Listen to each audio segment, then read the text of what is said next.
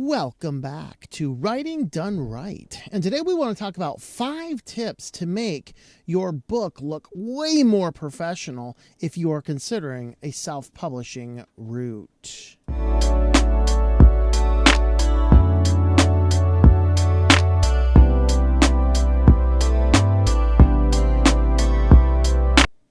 Welcome back to Writing Done Right. I am Thomas Morosky, an author and a technology consultant. And over here on Writing Done Right, we like giving you some tips and tricks for the nuts and the bolts of writing and publishing, various tutorials, how to use different software, what software is available for free, which software is available for paid versions, and all these fun ins and outs.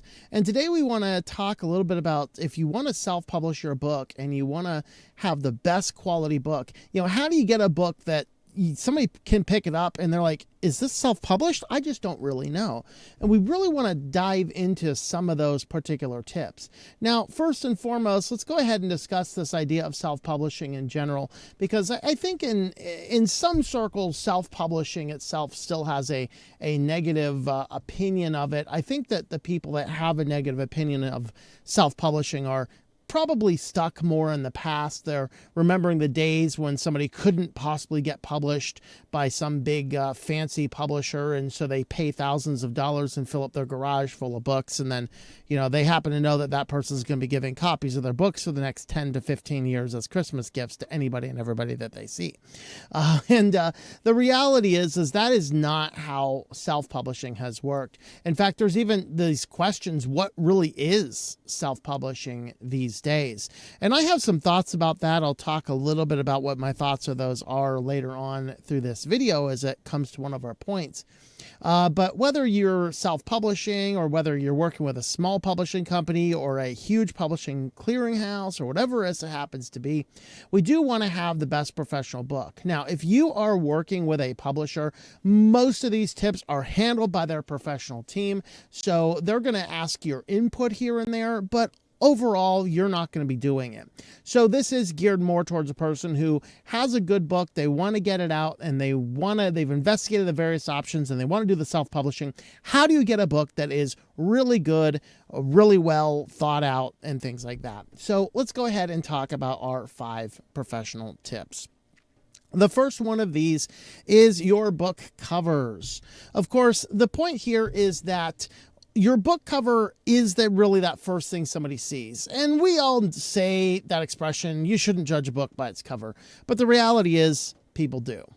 You do want to have a book cover that has a lot of appeal to it. You want to have something that a number of people have looked at and given you thoughts and opinions and ideas. Don't ever ask your friends and family for their thoughts and opinions on your book cover. Every one of them will absolutely love it, and you are a genius, and oh my, this is so good. You got to get around some people that are going to be honest with you, give you constructive criticism, tell you what's good and what's bad. I sometimes have a difficulty with this on my Patreon supporters, like, hey, give me some constructive criticism here. That's okay. That's all right. I understand. But overall, I do want to mention that you should seek out some advice. One of the things that I remember more recently as I was doing this book, Half My Life, this is kind of a testimony type story, and I unveiled the original cover, and everyone really liked it. There was one good piece of criticism that I received, and this was a group of publishers. And so originally, if you notice the subtitle there, How Jesus Conquered My Soul, that word conquered there, which you see in white, was originally in black. So the whole main line was white and the whole subtitle was black. And somebody said, hey, you should really change the color of conquered there to bring out better contrast. So I made that quick adjustment. I was like, wow, that is a huge difference in that book cover. So that is an example that of getting some good constructive criticism. Overall, though, people did like the book, and I like the book cover. It really does do a good job of illustrating the various things that we have. So when you're considering your book cover, talk about the professional things, you want to make sure that there's a couple factors here. The first is the title and the author name are both really easy to see. Now, some of my older book covers, you put the author name really small. You know, maybe it's the whole Christian publishing world, and so you want to be a little bit more humble. There's truth and humility, but at the same time, in professional book authoring, go out and look at the New York Times bestseller list. I promise you, those books, the author's name are as big as the title. That's just the industry standard, so you kind of want to follow that a little bit. So you'll notice that the author is big, the title is big. It's easy to see, even if you zoom it down a little bit. I'm not sure. Can I zoom it down? I can't zoom it down a lot. If I try and zoom it down a little bit there, you can still kind of see it. Here is actually the full wraparound cover for this one here. This is, by the way, not my favorite cover. I think that the back I should have paid a little bit more detail to. When the thing is finally printed, I just didn't like how big the font was on the back, and I didn't like how I contrasted this with a shadow on the background. I should have highlighted the text here.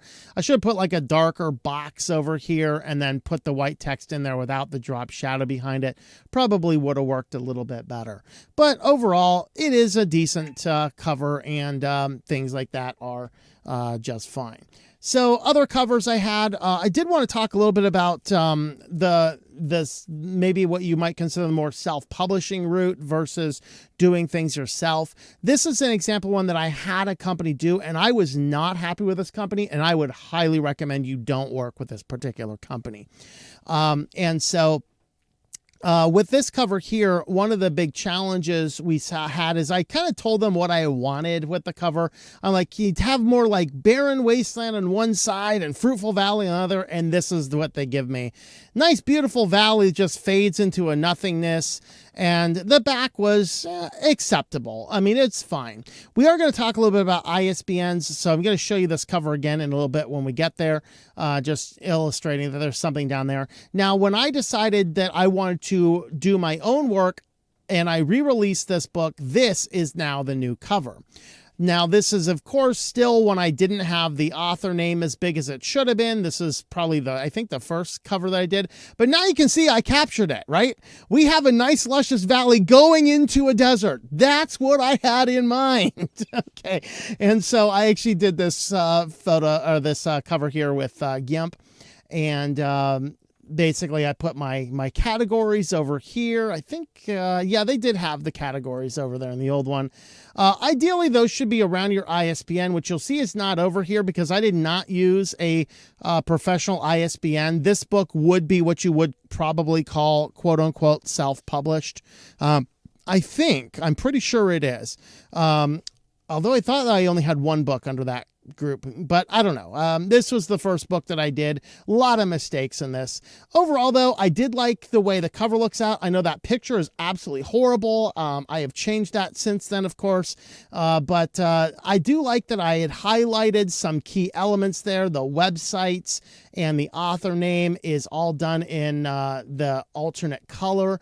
And you can see we have the subtitle listed at the top with a nice divider line. This is that type of contrasty blocks that I should have done on that other cover.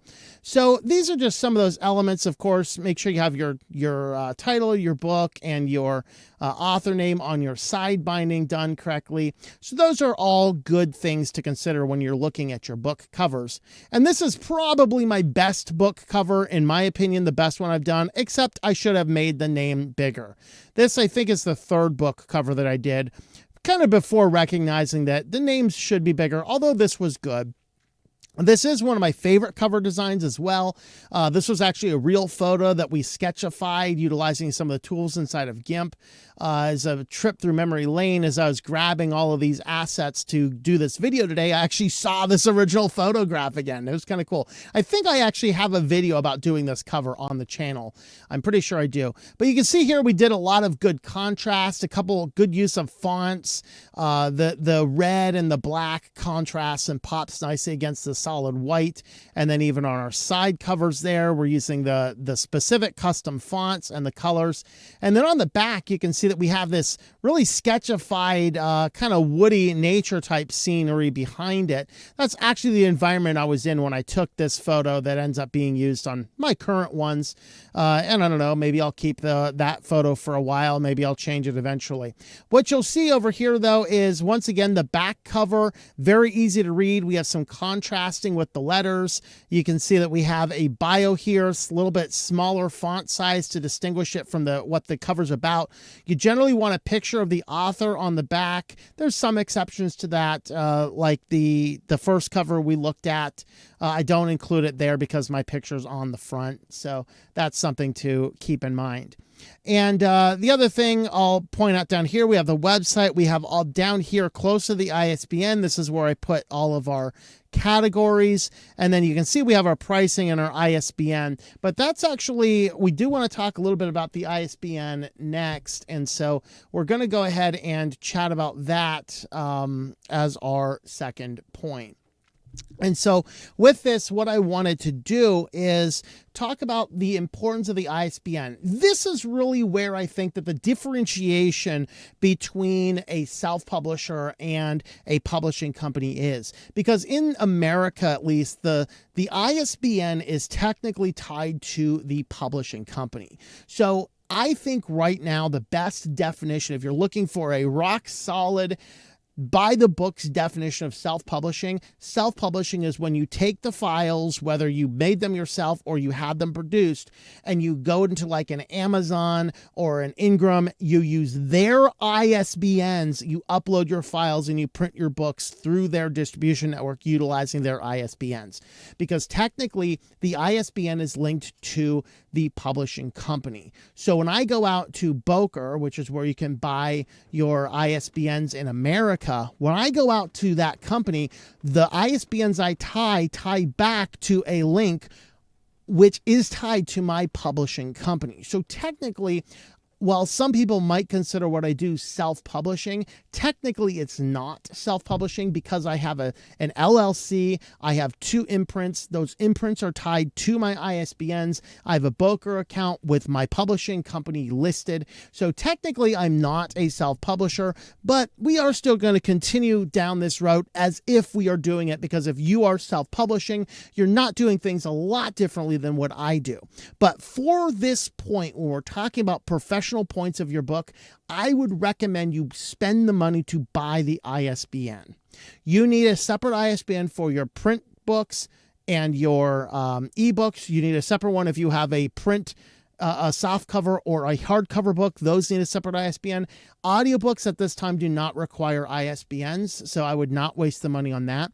And what I would do is, if you have the passion to write, you probably want to buy 10 ISBNs. That'll at least give you motivation to write 5 books. Then you have 2 ISBNs per book, one for the soft cover and one for the ebook. And I don't know, maybe you do the soft covers as well. That gets you 3, whatever. But they will get cheaper. If you buy one of them, it's going to be like $120 per ISBN. If you buy 10 of them, they're only like $30 per ISBN, something like that. And then you can get some coupon codes based on some of the different services.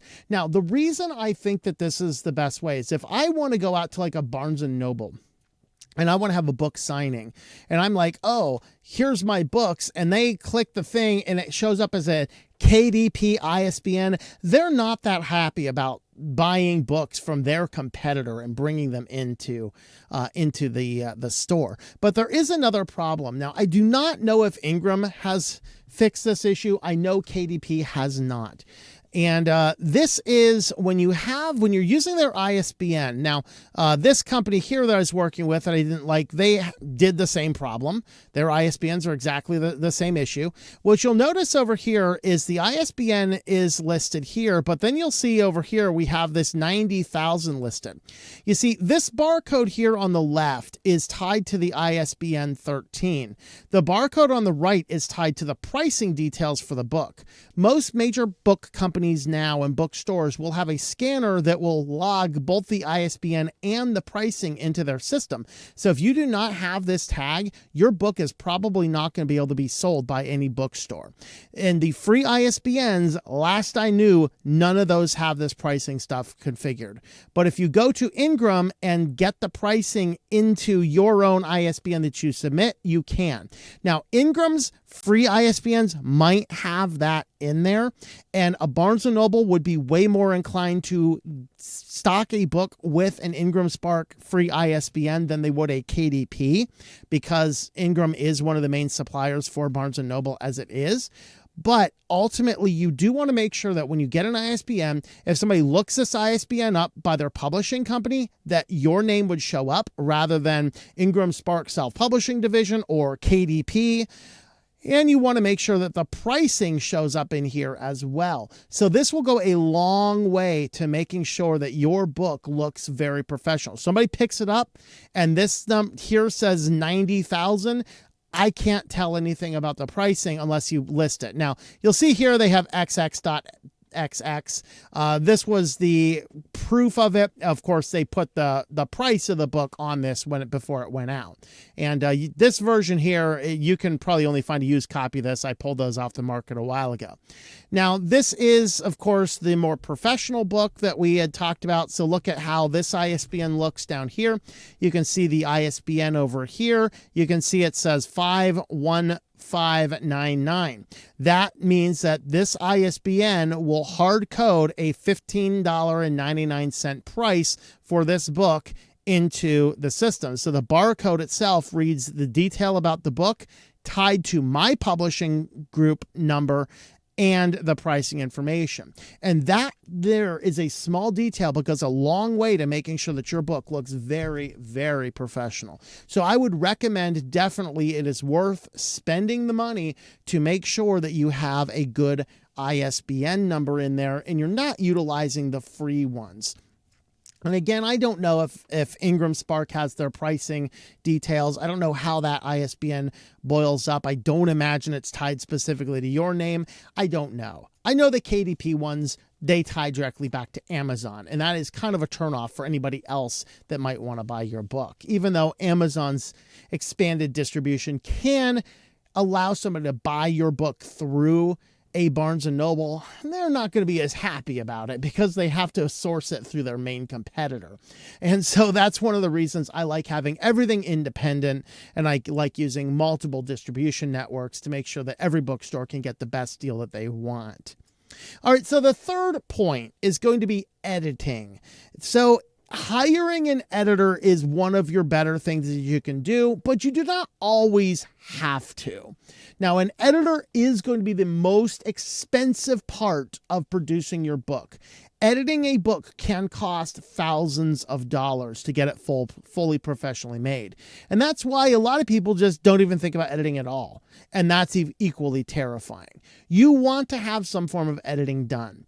You may not have thousands of dollars in your budget to hire an editor. You should always hire one if you can. However, let me give you some other ideas that have worked. I have one friend of mine that just self-published a book recently, and he did all of his editing utilizing AI. I am not a fan of AI, but he is the guy that did it right. He wrote everything himself, and then he block by block, paragraph by paragraph, he fed it into the system and fine-tweaked the editing. He allowed the system to look at some of the core problems that he had. The other thing is Pro Writing Aid. We have an affiliate for that, tlm.li/PWA. Pro Writing Aid. This is a nice tool that can find a lot of those grammatical errors. I run all of my books and short stories through Pro Writing Aid before releasing them. That will catch a lot of the issues. They actually do use some of those AI back-end tools in there as well, and I'm okay with that. So basically it's going to give you a lot of good tips. You might want to consider, if time is not necessarily of the essence, writing a story, putting it down for a month or two, picking it back up in a month or two and rereading it again with fresh eyes. That's going to help you find things you may not. And what I have had a lot of success with over the years is beta readers. So beta readers get a chance to read the book before it's even published. Usually I will give them a copy of the book for beta reading it. And just that wisdom of crowds comes out. And inside of that wisdom of crowds, what happens is, even though they're not all professional editors, in fact, most of them aren't professional editors, they're all going to catch something in your editing that you didn't see or you overlooked. So ultimately here, when it comes down to editing, if you don't have the thousands and thousands of dollars, don't let that stop you from writing a book. There are other good tools available to help you with that. However, it is worth reading it through multiple times, having other people reading through it, and recognizing that our task here is to get a book that is easy to read, clear and understandable. We're not trying to pass high school English here, okay? I always like going back to the Erwin Lutzer books, a great pastor out of Moody, pastor emeritus now out of Moody, and he has a lot of prolific books, and their grammar is not the best, and there are some spelling errors in those, but you know what? He has a lot of books. They're very easy to read. The message is conveyed clearly. I think that that's always more important than making sure you're passing high school English. That's my personal take on it. But you will turn off your audience if you have a lot of editing blunders. If you're generally a bad writer and you haven't corrected a lot of those issues, you are going to turn some people off. And because of that, it is worth considering hiring an editor, or at least using Pro Writing Aid, beta readers, and a number of other features in order to make sure that your book is the best it can possibly be. For our point 4, we want to talk about the interior design of the book. Paying attention to your interior design is I think that this is one of the best things. Now, I think it's best considered maybe more applicable for nonfiction than it is for fiction, but still, I like putting a lot of detail even into my fiction work. I like putting a lot of detail in that because I want my readers to be reading something that looks pretty nice. So once again, I'm going to throw a little bit of water on the old publisher that I had. So when I had this done and I didn't know what I was doing, I published the book out, and and I sent them, of course, the thousands of dollars this nonsense cost, and they gave me an interior which was acceptable. I mean, and this is the downside. In fact, this is the second version of this book originally they had this blob here in place of this little thing that looks like a radish. They had this ugly blob. I'm like, what is this thing? So they went back and changed it. But what you'll see here is, the Bible verses here are just the main font italicized. You see our chapter. So it's nice. It's decent. I'm not saying that this was a horrible job of interior editing. Overall, we had the book title over here. We had the name of the author on the other side.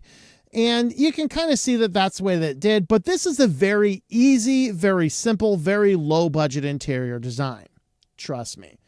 When I decided to re-release this book, and what I did with it is I did this. So I went through, and it's basically the same thing. I used altering fonts, so we didn't all use the exact same font everywhere.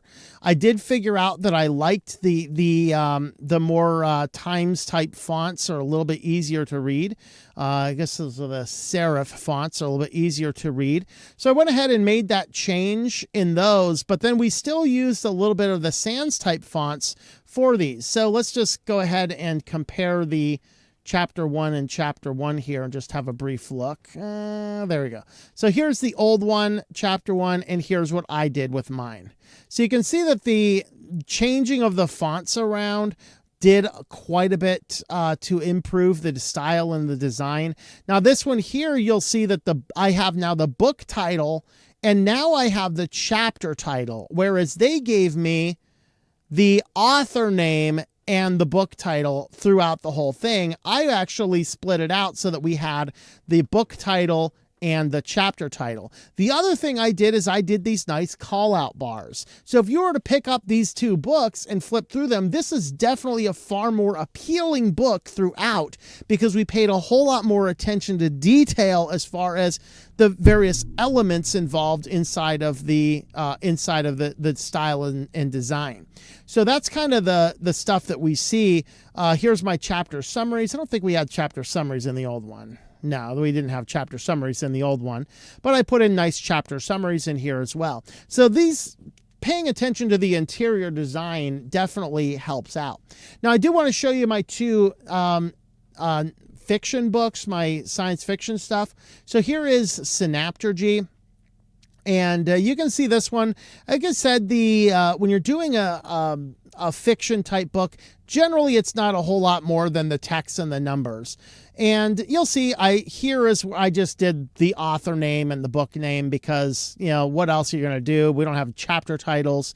Nice and simple. But you can see we did break it down with some section breaks, have a nice little design there. We have a different font for the headers, the numbers, and that's about it. But for the most part, these ones here are quite simple. There's 3 sections in this book. Let me see if I can find a section break in this real quick. That's a chapter. There's a section break. So you can see that in the section break here, we have a different font up there for the titles, but overall it's still pretty easy to read. Now, when I did Code Red, this is a collection of short stories. We had a lot of different fonts in here to make everything look really nice. We did some nice chapter divisions. So this is a fiction book, just science fiction short stories, but you can see how much attention we pay to detail on the interior design of this, just to make sure we had a much better book than just simple numbers and things like that. This really is an appealing and attractive book, and that's the type of thing you want to go for. And so he picks it up, and it looks really stylistic on the inside. This is the type of thing that you want to see. This is, of course, one of the books I think is absolutely my favorites, as I said, from the cover design, the font choices, how we did everything. I should have done something different on the table of contents. I should have moved it down a little bit, maybe put something up there, maybe one of our chapter dividers, but this is a chapter divider. You can see our chapter number, our chapter title. We have a divider, and then we have a section title, and we're doing drop-down fonts on each of these as well. Over here, we're back to using our title and the chapter title. So you can see those are. And then the other thing, of course, we did with this book is we had really nice call-out bars. Just draws attention to it, breaks up the text a little bit. And then you'll see we also did some things like highlighting some words. We have really good footnotes down here as well. So paying attention to the footnotes, indexes, chapter dividers. Let me go ahead and look at the index as well. I haven't showed an index on a book yet. Just get down to the very bottom here. And here's our bibliography. And here's our scripture index at the back, so you can quickly find whatever anything is. So you can see we have a lot of attention to detail inside of this particular book. That is definitely why this is one of my favorites. And probably one of the best design books we did is Happy Holidays. This is written with a co-author. A lot of various font differences. We also have these nice stylistic designs. We have different images for each chapter title just to break it apart a little bit. So everything in this, we paid a lot of attention to fine details all throughout. Really is a nicely designed book, and this is really one of those things that you want to look at in your interior design. Make sure that your designs look really, really good as you're talking about laying up your books and your designs and your styles. Just make sure everything looks really good as you are working through it. Now I want to get to the last point. The last professional tip is not about your book itself, but it really is about promoting your book and getting your book out there. And you want to have some type of marketing approach. Now, it could be a website. So here is one of my websites where we actually have a couple of my books listed up here in the banners. People can come over here. You can see what I'm doing as far as the podcast type stuff, the things. So then these are all up to date. These are actually done with just YouTube playlists that automatically update the site. I don't have to change that. But this video, actually that shouldn't be live already, but it is.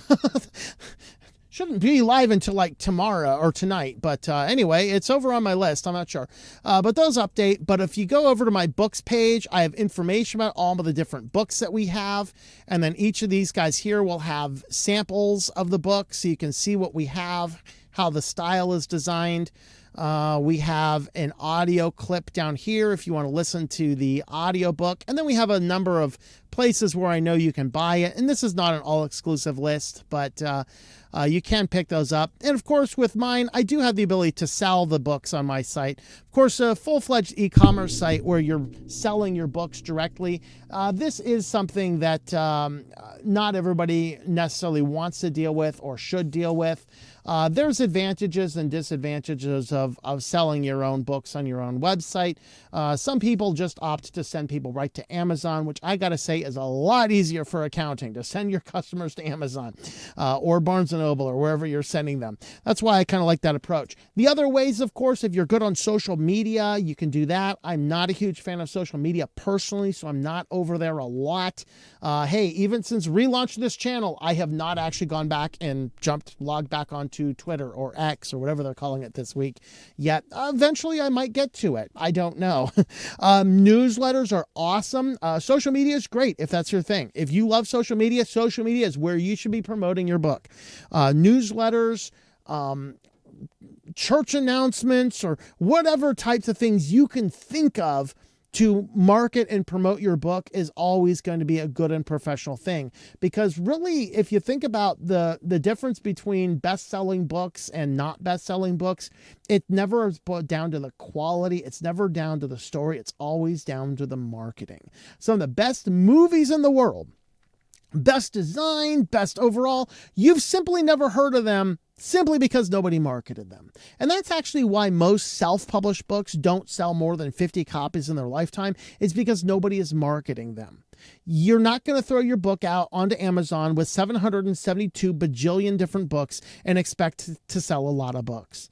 But if you start talking to a lot of people about it, if you start doing conferences, you start speaking about it, you start attending writing groups, you start getting your name out there, social media, all these types of things. If you start doing all that kind of stuff, you will start to see some book sales, I promise you. So those are some of the things you want to do, because promoting your book really provides to you an air of actually being a published author, and that is that professionalism that you need to sell your book. So there are our 5 tips on getting a good professional book done here. Hopefully this helped you out. Leave us a like and a comment. Subscribe to the channel if you've not already done so, and I hope that this video has helped you to get your writing done